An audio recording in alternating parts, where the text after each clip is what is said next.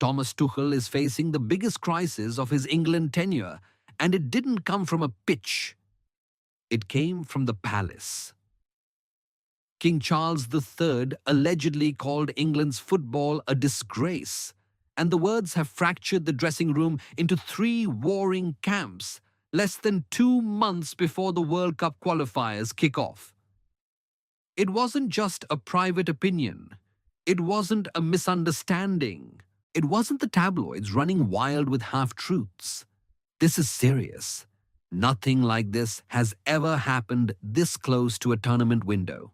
A direct challenge to the national team standards from the highest institution in the land. And there's a detail the FA still hasn't confirmed publicly. The remark didn't stay private. It leaked through at least 3 separate channels within 48 hours, and sources close to the squad tell us those channels included staff conversations, a journalist's contact inside the FA hierarchy, and what appears to be internal audio or notes circulating on encrypted messaging. The dressing room has split wide open, and the worst hasn't even come to light yet. Over the next few minutes, you'll understand exactly what happened, why it's tearing England apart, and why Thomas Tuchel is now trapped in an impossible position with the World Cup looming. When this happens, days before a World Cup qualifier window, it's not just a problem. It's a catastrophe. We're talking about squad morale, dressing room unity, trust in the manager, and the fragile bond Tuchel has been building since his appointment. The backdrop matters here, because this didn't come from nowhere. England has underperformed in recent friendlies and qualifier matches. The media has been merciless. Former players have questioned standards. And now the royal family, the highest institution in the country, has allegedly joined the chorus of critics.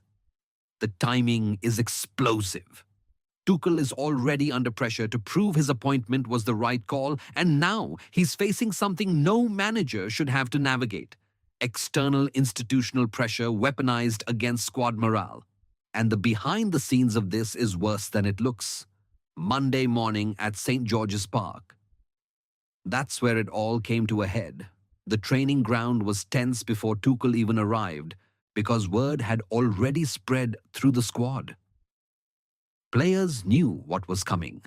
The emergency meeting was called for before training, with approximately 25 players and coaching staff packed into the room. Jude Bellingham walked in with his jaw set. Declan Rice, the vice-captain and the team's defensive heartbeat, was already seated. Harry Kane, England's all-time leading goal scorer, sat rigid.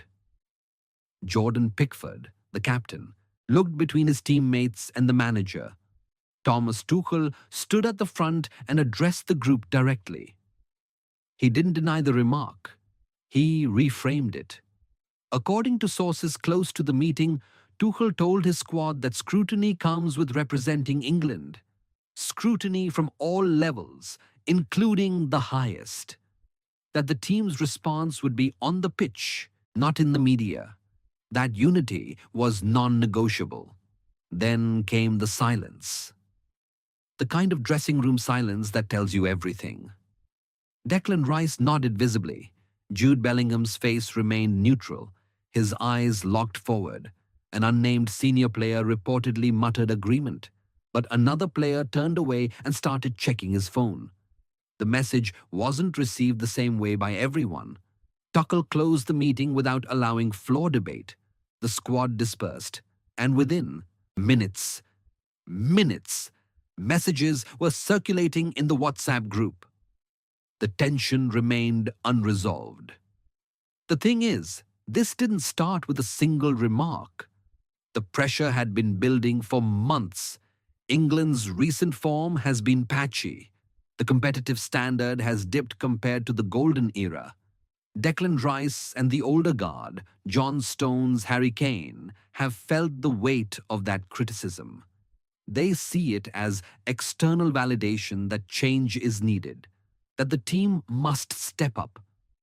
But the younger, more media-savvy players, Bukayo Saka, Jude Bellingham, The attacking contingent view this differently.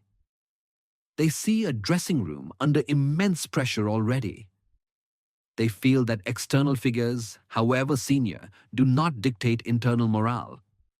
And hold on, because there's a detail that completely changes how you understand this split.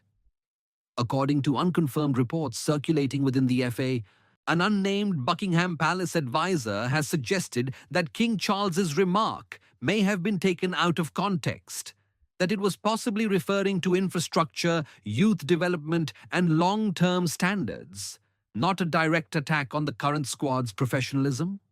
If that detail surfaces publicly, it could reframe this entire scandal. But so far, that hasn't happened. What has happened is the fracturing. On one side, you have Declan Rice leading the traditionalist bloc. Rice has over 50 caps for England and is the defensive cornerstone of Tuchel's rebuild. His argument is straightforward. Scrutiny from all levels, including the Crown, should galvanize, not divide.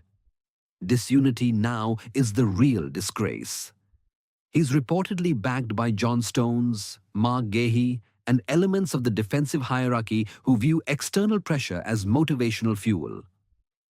On the other side, Bukayo Saka has become the voice of the younger contingent. Saka, a consistent international performer for nearly 5 years, has been openly defending the team on social media, suggesting that the dressing room is sacred and that external critique, however it arrives, delegitimizes the squad's efforts. Jude Bellingham, the generational talent who captivated the world at the 2022 World Cup, sits somewhere in the middle, conflicted between defending his teammates and respecting the institution. His silence has been deafening. And in the middle of all this sits Harry Kane, England's elder statesman, playing abroad at Bayern Munich, reportedly furious but guarded, unwilling to take a public stance that could splinter the squad further. Social media has exploded. Fans are divided. Some defend the Crown's right to critique. Others are attacking the primacy entirely, arguing that external pressure is the last thing a fragile squad needs. Twitter trends show England united on one side and respect the dressing on the other. The press is hungry for the next move. Tabloids are framing it as duty and pride. Broadsheets are questioning institutional overreach. Now Thomas Tuchel is caught between two impossible decisions, and the clock is already ticking. If he publicly defends his squad and distances England from the royal critique, he risks diplomatic fallout, FA embarrassment, and accusations of undermining a cherished institution. But if he appears to endorse or normalize the criticism, he fractures squad morale and hands ammunition to those questioning whether he truly backs his players. If he stays silent, both camps accuse him of weakness. And that's not all. Team selection becomes a proxy for philosophy now. Does Tuchel bench or drop anyone seen as disloyal to the squad's unity? Does he favor Rice's traditionalist camp or Saka's defenders? Early World Cup qualifiers, matches scheduled within 60 to 90 days, will become a referendum on whether this team can stay together or whether the remark has done permanent damage. If England performs well, the narrative flips. They use the criticism as fuel. If they falter, the remark becomes Exhibit A in the case against Tuchel's leadership. Either way, he's managing a fractured squad with no good options. This is the weight of what just happened. A private conversation at the highest level has fractured the foundation of England's World Cup ambitions. And look, this is far from over. This is the information circulating right now. Over the next few hours, new details should drip out, and they could turn this whole story upside down. There are unconfirmed reports that audio recordings or detailed minutes of the original engagement exist. If released, they could either vindicate the palace narrative or prove the criticism was even harsher than reported. Over to you. Should external scrutiny, even from the Crown, be completely off limits to the dressing room? Or is England's competitive standard the only thing that matters? Write it down below. And if you don't want to find out about the next bombshell after everyone else, subscribe and turn on notifications now. Because when this fully blows up, you'll want to be the first to know, not the last.